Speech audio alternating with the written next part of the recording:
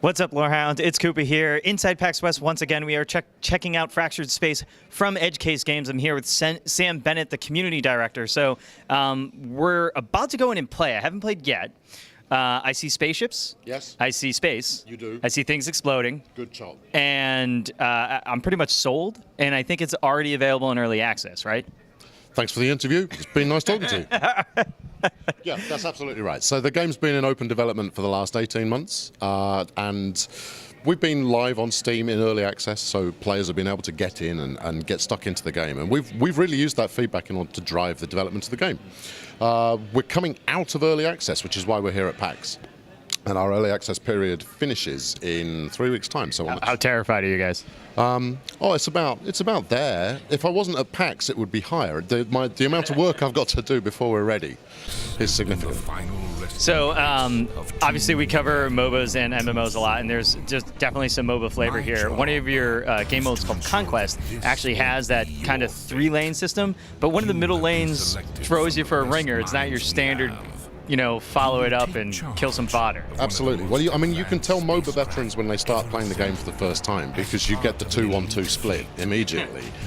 So our mid lane is actually closer to like a Roshan kind of an idea, where you've got a boss that unlocks every 5 to 6 minutes. Now, it's not a boss that you have to destroy. Basically, it's another area you can capture that gives your entire team a massive buff. So unlike Dragon or Roshan or anything along those lines, it's not a single player buff, it's an entire team buff. And so is there any other environmental aspects that we can leverage as part of the tactile strategy? Is there, I don't know, distortion fields or asteroids in the way, star bases, things that you can either hide behind or use to your advantage? Absolutely. So, I mean, one of the unique features that we're bringing in is from beta, you'll be able to actually draft sectors. So in the same way as you draft heroes right now, so you draft our ships, well, you know, it's the same kind of picks and bans drafting system you'll be used to. But both teams also get to pick their 2 sectors that they want. And there's a draft system that occurs on those 2 sides. And each sector... And so that's going to tweak the map? Yeah, exactly that. So because these sectors are not in the same area of space necessarily, they're kind of linked in a kind of a star system, as it were. So you'd be jumping from sector to sector. Oh, so it's not like I can see the other lane, combat happen immediately. I actually have to warp over there. Right. So there's no jungle. So there's no movement in between lanes. You've got the separate sectors, and you're jumping in between those sectors. Obviously, the ships, they're going to be important.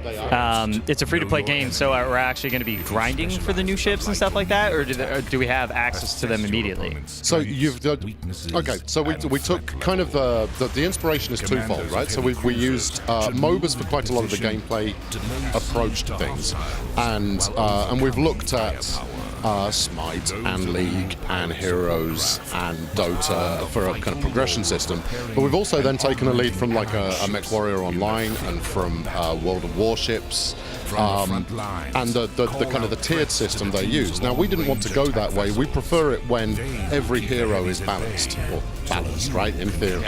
There's always someone in the Ascendant and someone who's maybe not so strong. It's oddly always the brand new hero who seems always OP. Absolutely no idea what you're talking about.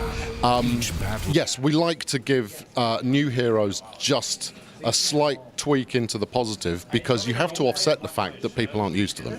But you said the word grinding. We don't like the word grinding. If you play quite a lot of other games where your actions allow you to unlock new stuff, we follow the same thing. Every game, you earn credits that you can then use to buy kind of side grades for your ship weaponry, so you've got different options. Small customizations to change and tweak. But also buying new ships. Now, you can use real, actual money to buy new ships anytime you like, but those ships are balanced against each other, which is great. But at the same time, you should be able to unlock most of the stuff in the game within double-digit games. Oh wow! So I mean, we're talking a couple dozen games tops, and you'll have most of the a couple of dozen, maybe 50 to 60, and you'll be in a really good place. Oh, okay, wow. That's pretty quick given how many ships you have, which is roughly 30 right now. 30 right now. We add another one every month. So yeah, I mean, our goal is not to keep people playing by denying them access to content, right? You can unlock those ships in any order you choose, and the way we set out the kind of the pricing of those ships is the latest ship is the most expensive.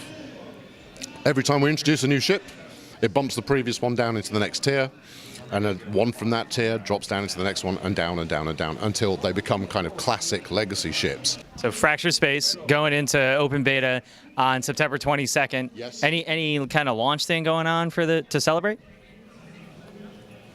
All of this. What about on September 22nd? Lots of Paxy good. Oh, you'll have to wait and see.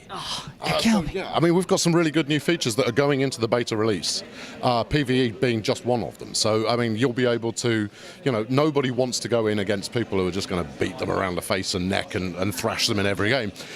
So, we're introducing bots AI for the first time so that you'll be able to learn the game at your own pace. And then we've just recently revised our matchmaking MMR calculation so that new players will only face new players. So you'll be able to get to grips with the game at your own. Against people of your own skill level. All right, Fracture Space going to open beta. You can play it right now in early access if you want. Otherwise, you got to wait until September 22nd. Thanks so much. It's free.